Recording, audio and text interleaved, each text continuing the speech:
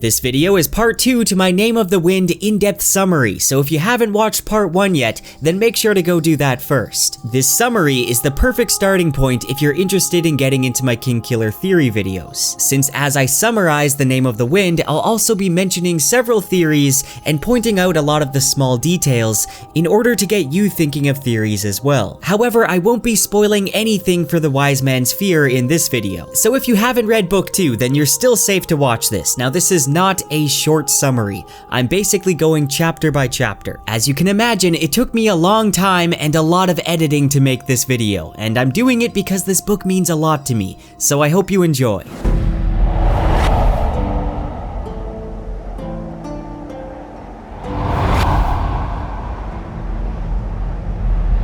Now we last left off after Eolian told Kvothe to jump off a roof, and he did just that. Just did a bad thing, regret the thing I did. Now let's continue. Aside from the rocky start, the rest of his term goes fairly smoothly. He works in the fishery for some extra money, as well as cheats at cards, and he becomes good friends with Will and Sim, and even begins spreading more rumors about himself to further his reputation. As he narrates, he mentions that he was a fool for seeing Ambrose as nothing but a puffed up clown. Now back in the frame story, we get the point of view of Bast, and we learn that until a year ago, Bast was afraid of nothing, but now he's afraid of silence. Afraid of the weary silence that gathers around his master at times, like an invisible shroud. Now this silence in the Waystone Inn has a presence to it rather than an absence, and I think it's safe to assume that it's magical in nature. When the story continues, the first term has ended, and his new tuition fee is 8 jots more than he has, and this leads him to look for a moneylender over in Imre. Now Kvothe has avoided Imre because hearing music without being able to play was like having an addiction dangled in front of him, making him feel like a Denna addict. Now this is where we meet Devi, the Gaelet, a semi-illegal moneylender. She's a powerful sympathist who was thrown out of the university. Now Devi offers him 4 talents at 50%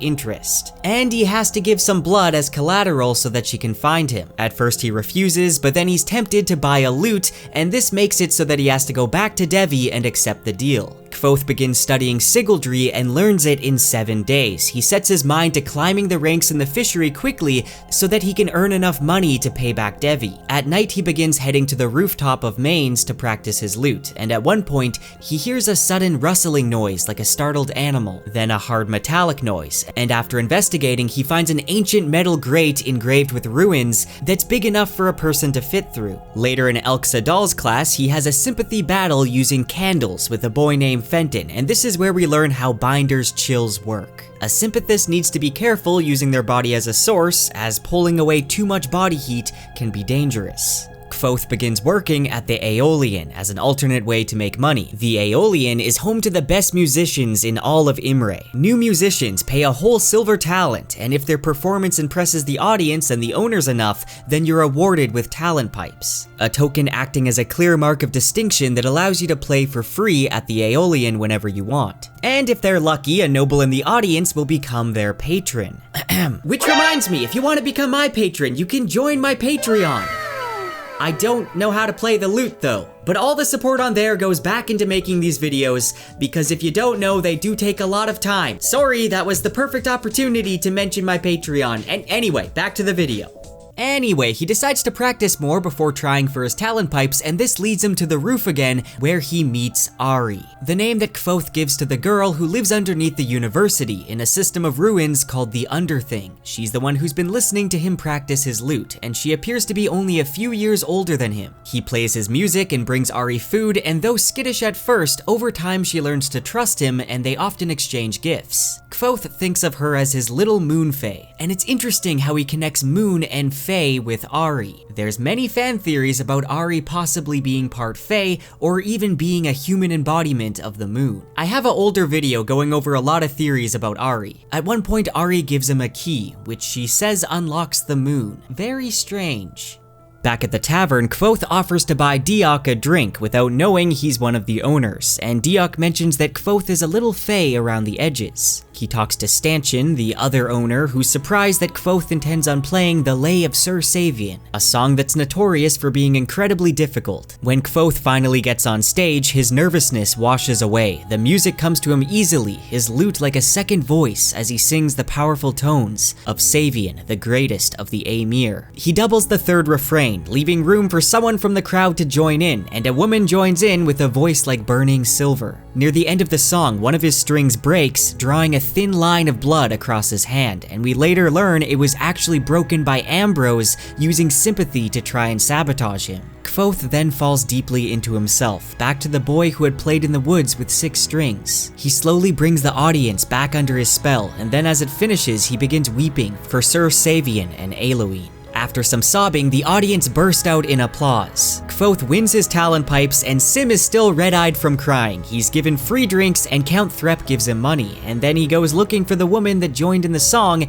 and of course this ends up being Denna. There's a brief interlude in the Waystone Inn where he's trying to describe her beauty. Bast points out that while she had wonderful ears, she had a crooked nose, but Kvothe says to him she was the most beautiful. Now back to him approaching Denna, he says another 7-word line, and actually during this entire conversation, he speaks 9 7-word sentences to her. She flirts with him openly, though despite this, Kvothe is still unsure if she remembers him, which shows us just how dense he can be with women. Now from this conversation, we learn more that Denna is a drifter, and she often shifts her name, though they all seem to start with a D. It could be that she just hasn't figured out who she is yet, or maybe she's actually changing her true name, which in the world of Temerant is a very serious thing, essentially changing who you are. During the next admissions, Kvothe is trying to sell his time slot and ends up butting heads with Ambrose. His tuition is set to 6 talents, and he later goes to Imre looking for Denna but doesn't find her, and you'll notice this is a reoccurring thing. He can never find her when he looks for her.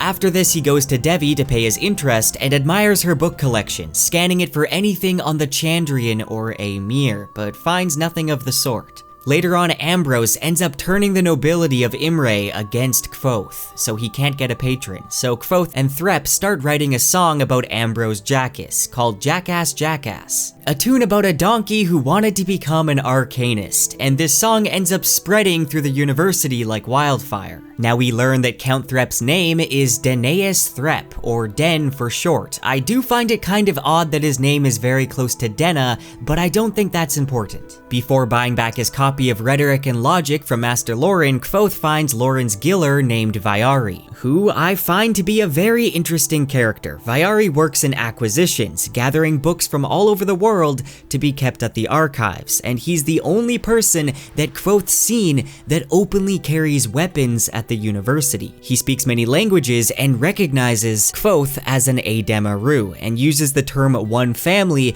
which could mean he's also one of the Rue. Also, Viari is the name of a character that Patrick Rothfuss roleplays in D&D. Now Ambrose tries to charge him for conduct unbecoming a member of the Arcanum. Kvothe is ordered to write a formal letter apology, but most of the masters besides Hem think Ambrose is wasting their time. And before they can leave the room, Eladin bursts out singing a few lines from the song. Ambrose is so angry that he ends up buying the inn that Kvothe is staying in, and convinces all the other inns to not take him in, all but Anchor's, whose owner says that fools like Ambrose think they can buy the sun out of the sky. So Kvothe gets a room at Anchor's in exchange for playing music. He then writes a very insincere apology letter that includes the lyrics to the song and prints out multiple copies. With the help of Will and Sim, they place these all over the place with an alchemical adhesive so they stick like paint. At this point, their hatred for each other is really escalating. One night, Denna appears at Anchor's, so he gets the whole room singing Tinker Tanner, which is said to be one of the oldest songs in the world.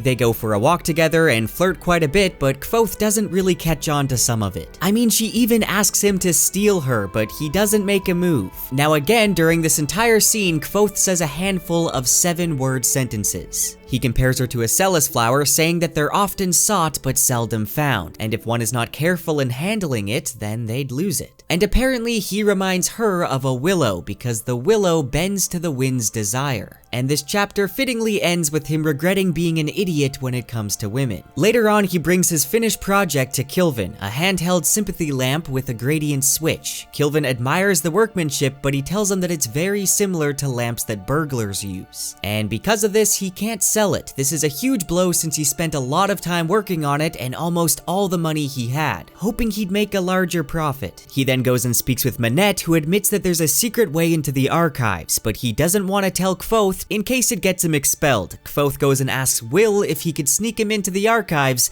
which of course he denies. He again meets with Denna. They have a picnic and he mentions one of the university masters told him there's 7 words that can make a woman love you, and with a shrug he says, I was just wondering what they were. Which yes, that happens to be 7 words, and she asks if he's been hoping to find them by accident. She even recalls the first thing he said to her and puts it together that it was 7 words. They then talk about her name and she says that she'd almost forgotten about Denna and that she stopped being Denna years ago, but she thinks he should keep calling her it, and when Kvothe asks what happened to her in Annalyn, she says nothing pleasant but nothing unexpected either. Now after this, Deoch tries to warn him about Denna and says that she'll break his heart, and it's kind of hinted that Deoch and Denna had some sort of relationship in the past, which is kind of troubling when you think of the age difference. Now the next day in the fishery is a disaster. The bone tar canisters get too cold and explode, causing a fire in the fishery, and Fella is trapped. After soaking himself in water, Kvothe rushes into the fire and saves Fella. This makes him late for his date with Denna, and when he arrives, he discovers she's left with a wealthy white-haired man. And this is our first description of her mysterious patron. Now, is it a coincidence that this disaster happened in the fishery, causing Denna to meet her patron,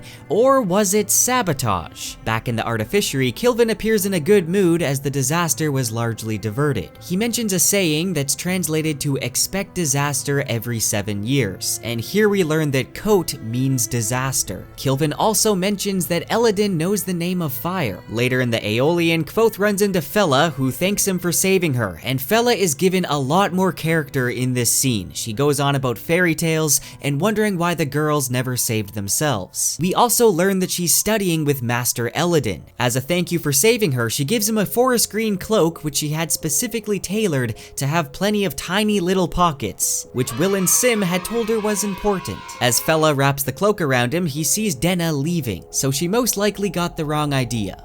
Now after all this, Kvothe becomes paranoid that something could have happened to Auri when the bone tar went down the drain. He convinces Mola to come with him in case she needs medical attention, but when they arrive, Auri's fine. At first she's a little nervous of the new face, but Kvothe introduces Mola as a friend. Now I do want to point out a detail. Auri seems to appear when the moon is out and leaves when the moon is hidden, but she's also afraid of the moon watching her. We know that the moon has some significance in the Kingkiller Chronicles, so there's definitely something to this. Anyway, she gives Kvothe a coin, saying that it will keep him safe at night. And it's mentioned he's never seen a coin like it, so it's likely a very ancient coin that she found in the Underthing. Now moving ahead, one day Kvothe is walking back to Anchor's when he's hit in the back of the head and brought into an alley, where 2 thugs hired by Ambrose pull a knife on him. Using a bottle of alcohol and Sympathy, he lights them on fire, then throws basil shavings at them, causing an explosion. If you recall his time in Tarbean, then you know this isn't the first time he's lit somebody on fire. The one thug thinks he's called down lightning, so Kvothe uses a Taborlin the Great voice and demands information. But though he's acting confident, he ends up running away terrified as a deer. He takes some of his own hair and attaches it to leaves, making it impossible for them to find him with their magical dowser. And while watching the leaves, Eladin appears behind him and tells him this courtyard is called the House of the Wind.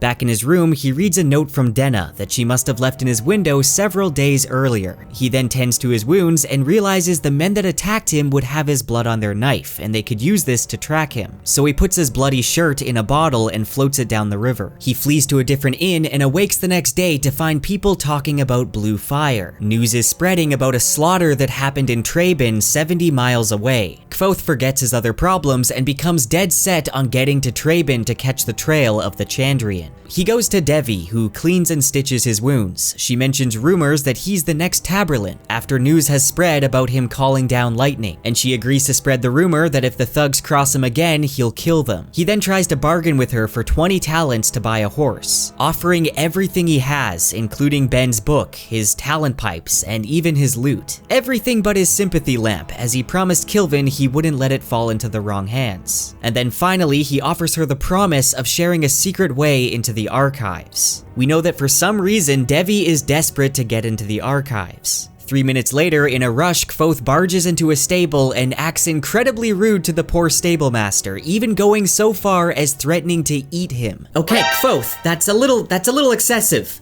Are you okay? They sell him a breed that's meant to go fast, and he gives it a name that he thinks means twilight in Siaru, though his translation isn't quite correct and it actually means one sock. As we find out later, the horse isn't completely black and the dealer was hiding that it has one sock. When he gives it this name, the stable master actually lowers the price because he thinks he saw through his lie. Now this isn't the first or the last time where Kvothe unintentionally gives something a very proper name without knowing it, and I think this prowess at naming could be his sleeping mind at work. Maybe he's even got a similar vision as Celatos, who could know the inner name of something just by looking at it. But Kvothe is unaware of this ability. Anyway, he rides for 60 miles before meeting a tinker, and if you pay attention to everything the tinker offers, they would have been useful to him for what's to come. Hello there. You've got the look of a lad that's wanting something. I'm wanting a lot of things, tinker, but I don't think you've got any of them in your packs. Well now, don't go assuming. And the tinker even seems to know it. Now there's something magical about tinkers in the Kingkiller Chronicle, and I plan on making a full video about tinkers at some point. He ends up trading his horse and saddle for various items, one of which is a Loden stone, which appears to be some sort of magnet, and in this world it's believed to be iron that fell from a star. Arriving in Traben, he goes to an inn and asks about the wedding while pretending to be worried about his cousin, and he ends up finding Denna here. As they speak, he says 3 sentences made of 7 words. They both head out to the Mauthen Farm where the wedding took place, and Denna tells him that while she was waiting for him at the Aeolian, she ended up meeting a patron, and her patron is an older gentleman who's obsessed with privacy to the point that Denna doesn't even know if the name he's given her is real. He's had women offer Denna money for information and men threaten her all just to test her. They never meet in the same place and never in public, and her patron was the one who asked her to show up at the wedding. At this point, Kvothe begins trying to make up a name for her patron, and he comes dangerously close to the name Ferul or Ferula, which if you recall is one of the names of the Chandrian, and this is one reason why many fans believe her patron could be Cinder. The wind sends an ash leaf into his mouth and he decides to name her patron Master Ash. Soon after, they notice ashes in the air too, and they've arrived at the charred ruins of the Mauthen Farm. Denna explains her story, mentioning that her patron has a special way of signaling her. After playing music for the wedding, she followed her patron to the woods, where he questioned her about the number and appearance of the guests. Kvothe jokes that he sounds almost like a spy. When her patron disappeared for a while, Denna heard screaming, and when she arrived back at the farm, it was ablaze in blue smoke. The people massacred. She saw shapes outlined by the fire and ran away, and says that she ran into a tree. They begin investigating the ruins, and Kvothe notes how odd it is that the wood of the farm is rotted through. This definitely is another sign of the Chandrian. Now Denna mentions that it was less like people were torn apart and more like they were cut by knife and sword. I find it interesting that the Chandrian use weapons rather than some type of magic. Now this is just a thought, but it kind of brings to mind a Skrael attack. Anyway, they end up noticing some rusted metal, and they both begin thinking of the Chandrian rhyme that they heard as kids. Though this time it's a different version than the one we heard earlier. Denna goes pale, but she seems to accept what he's implying. And Kvothe admits that this is what he was looking for. His mind begins racing and his eyes go wild as he begins to mindlessly chatter for several minutes, during which he mentions there's much of the Fae in Denna. Now there is a lot of fan theories that Denna could be part Fae, so this could kind of lean towards that. I think when Kvothe enters this type of state, it could be evidence of his sleeping mind taking over.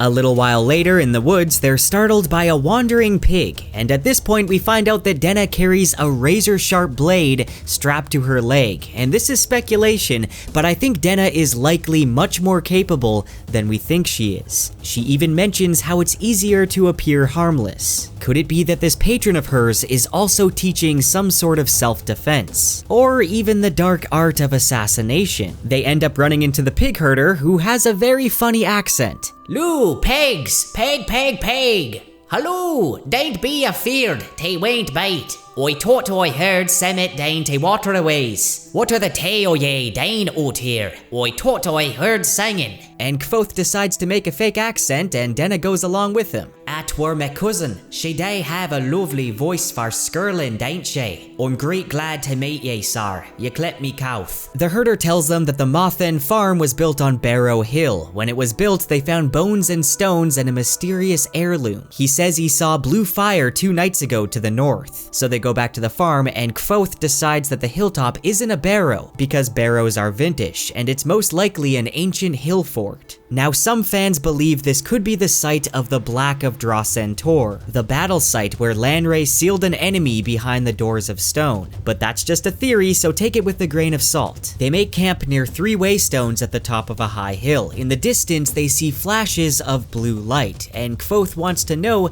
if that's the signal that her patron gives her. But Denna says no, that would be too sinister even for him. Now, Denna wakes him in the night because she feels something approaching, and they both climb atop the greystone as a Draccus approaches. Thankfully, Kvothe read Chronicler's book and explains to Denna that a Draccus is actually a herbivore and less of a dragon and more like a giant cow that eats entire trees. It goes to sleep after rolling around in their fire, and they both end up waking up really sore from sleeping on the greystone. Denna recognizes the Lute stone that Kvothe got from the tinker, and they decide to test it on a scale left by the Draccus, which appears to be made of organic iron. They then set off looking for her patron, and they come across a Denner grove. Now, it turns out this Draccus is addicted to Denner resin. It's a giant drug-addicted lizard, making it aggressive and unpredictable. Denna mistakes the Denner resin for syrup, and she ends up trying some. Kvothe then makes her eat charcoal to get some of it out of her system, but even so, she enters a state of euphoria. They try to think of ways to kill the Draccus, and it turns out that the rope that the tinker offered would have come in handy. Denna begins to ramble, and here we see an unguarded version of Denna. She comments how strange his eyes are and how they change color, and mentions that it's her job to notice things about him. Now, they end up deciding to try and poison the Draccus, so they bring some of the resin back to the greystone and set up a trap. As they wait, Denna begins to feel the exhaustion set in, and she mentions how sometimes she had trouble breathing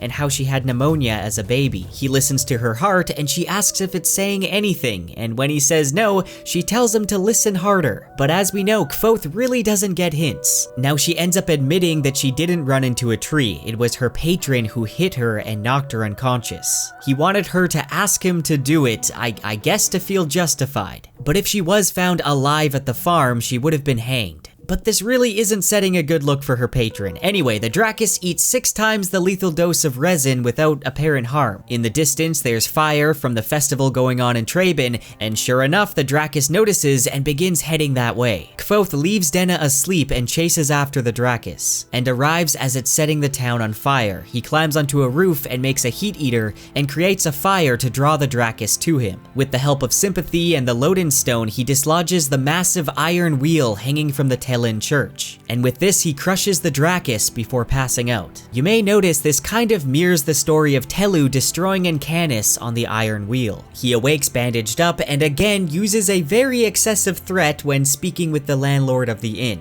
This almost seems to be a character that he's playing. Now, the townspeople destroyed the corpse of the Draccus, believing it to be a demon. He ensures them that he can keep them safe if he knew what was dug up at the Mauthen Farm, and a woman named Nina tells him that she saw it. It was a vase depicting the Chandrian and their signs. Cinder and Haliax are described, as well as a man with a dog biting his leg and a naked woman. Above them is phases of the moon. Now, after all this, Kvothe returns to the university and settles his debt with Devi by trading the Lute stone and 1 talent. Days later, he finds Denna in Imre, and she seems delighted to see him, but she's with another guy, who's not her patron. Then Ambrose grabs his lute and sings a song he wrote. Kvothe tells him to give the lute back or he'll kill him, and Ambrose tosses it. The lute smashes on the ground, making a terrible noise like when his father's lute broke back in Tarbean. The anger awakens his sleeping mind, and without knowing what he's doing, he speaks the name of the wind, and Ambrose pinwheels to the ground.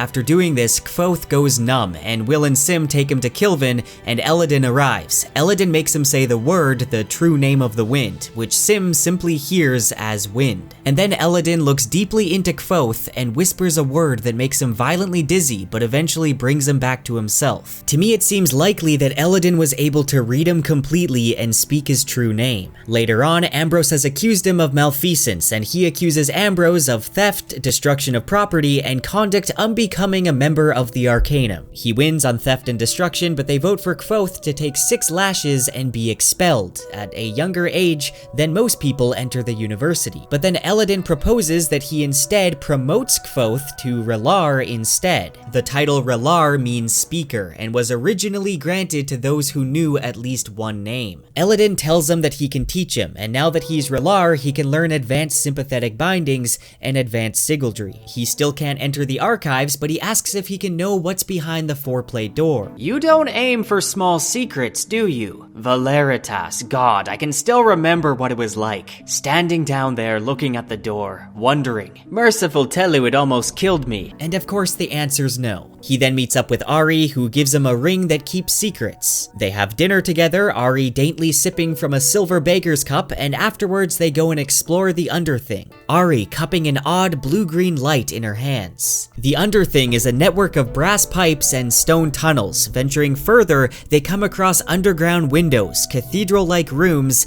and ancient machines. Let me know in the comments what you think the Underthing is. At this point, the story is interrupted as a crowd of hungry men enter the Waystone Inn. The chronicler begins telling the men a version of the story from when Kvothe was attacked in an alleyway. And then they all begin telling different versions of their stories, some of which have some bits and pieces we know, but in a wrong order, and then there's a few things we don't know, but who knows if they're true. One interesting detail is that Old Cobb refers to Imre as Amari, which could be a clue connecting Amir and the university. They all get interrupted when a possessed mercenary enters the inn. Now the mercenary doesn't react to pain when cut, and is speaking in a strange Fey language. He's looking for something, and at one point he looks at Kvothe and asks Te Rinte. Now we do learn the meaning of this last word in book 2, but I don't want to spoil what it is. Kvothe throws elderberry wine at him and tries to set it on fire using a ruin on the table, but his magic isn't working.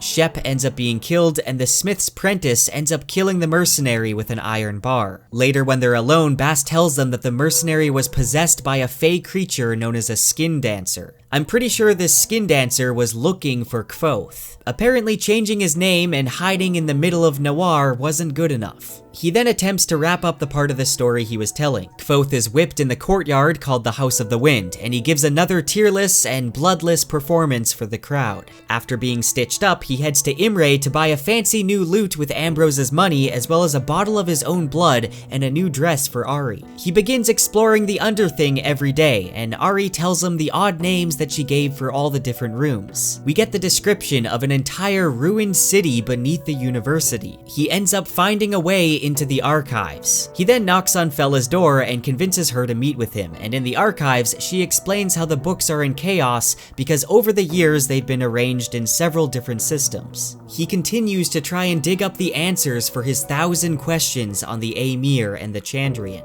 Later on, we see him tear off Denna's name from the note that she left him, and he sets it free in the House of the Wind. Students often let the wind answer their questions by getting different answers, depending on the way the paper leaves the square. It circled and spun, making patterns too wild and varied for me to understand. But though I waited until the sky grew dark, the wind never took it away. When I left, my question was still wandering in the House of the Wind, giving no answers, hinting at many. Yes, no, maybe, elsewhere, soon. Now with the foundation of the story in place, he tells Chronicler to set down his pen so he can continue the next day. Tomorrow we'll have some of my favorite stories, my journey to Alvaron's court, learning to fight from the Adem, Felurian. During the night, Chronicler bars his door before going to sleep, but is awoken by Bast coming in through the window. Bast admits that he was the one who let information slip, like a message in a bottle. He'd been waiting for months for someone to come, anyone, and Chronicler just happened to be the first person to come looking. He says this place is killing his master, he's practically fading into the woodwork. You see, there's a fundamental connection between seeming and being. Every Fae child knows this, but you mortals never seem to see. We understand how dangerous a mask can be. We all become what we pretend to be. It's like everyone tells a story about themselves inside their own head. Always, all the time. That story makes you what you are. We build ourselves out of that story. He goes on to say that people thought of Kvothe as a hero and he played the part. Now they see him as an innkeeper, and worse, he sees himself as Kvothe, the failed innkeeper. He thinks Chronicler can help him remember what he was like, that telling his story briefly made his master almost like his old self again. He commands the Chronicler to keep his master talking about the heroics and his cleverness, instead of the dark parts, and even states that he owns the Chronicler. He grabs the iron amulet, making his eyes turn blue, and threatens the Chronicler. He continues to give a very detailed and excessive threat, almost like those made by Kvothe. But here I don't put it past Bast to follow through on his threat. He says he wants his Reshi back to the way he was, and after all those threats, he says there's no reason why they can't be friends. We see a much more savage and sinister side to Bast. The book then ends with an epilogue that's given the same name as the prologue. Kvothe is in his room, sitting in front of the crumpled sheets of a memoir he wrote and discarded long ago. He's wrapped in an awful silence, the cut flower sound of a man who is waiting to die. So that is my Name of the Wind summary. These two videos took a lot of time to make, and a lot of effort went into them, so I hope you enjoyed. I tried to go chapter by chapter to point out a lot of small details that could lead to theories, but obviously there's going to be some things that I missed or I skipped over to save time, so let me know in the comments if there's anything that I didn't mention that you think should be mentioned. Also, let me know all your theories in the comments below. I managed to mention several in this video, but I didn't want to spoil things for book 2. And let me know if you want to see me make similar videos for the Wise Man's Fear. Anyway, that's it. I'll see you next time.